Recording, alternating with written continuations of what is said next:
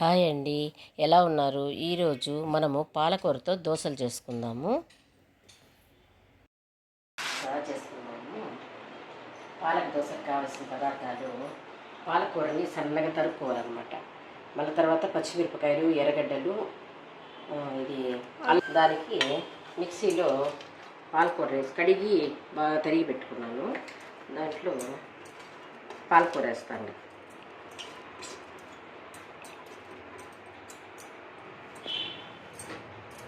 పాలకూర, పచ్చిమిరపకాయలు, అల్లం ముక్క, పసుపు, కొద్దిగా జీలకర్ర.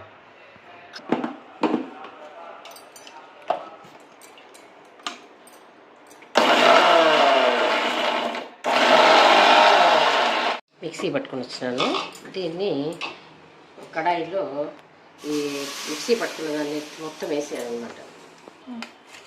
బాగా కొంచెంసేపు ఉడకబెట్టాలి. పచ్చివాసన పోయేంతవరకు ఉడకబెట్టుకుంటాము. అంత లోపల ఆయిల్ వేసుకొని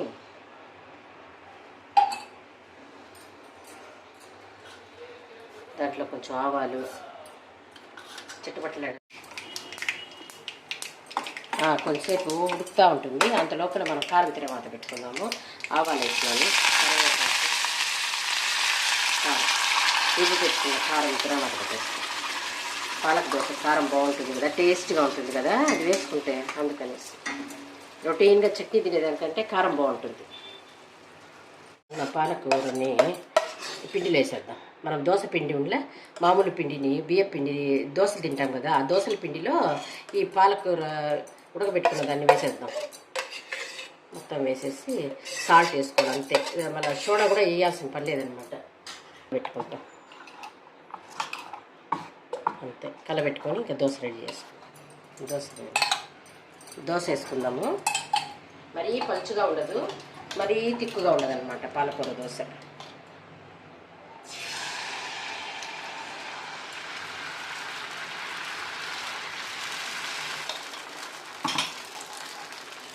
నెయ్యి అన్నా వేసుకోవచ్చు, లేదంటే ఆయిల్ అన్నా వేసుకోవచ్చు. నెయ్యి వేసుకుంటే బాగుంటుంది, ఆయిల్ కూడా వేసుకొని తినచ్చు.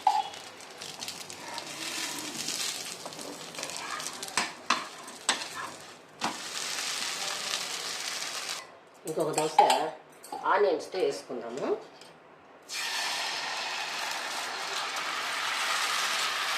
హెల్త్కి చాలా ఇంపార్టెంట్. పాలకూర అంటే చాలామంది ఇష్టపడరు. దానికి ఈ దోశల రూపంలో తిన్నామనుకోండి, ప్రోటీన్స్ బాగా దొరుకుతాయి.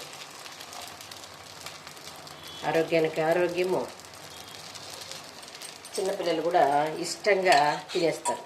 కలర్ఫుల్గా ఉంటుంది, గ్రీన్గా ఉంది అని తినేస్తారు.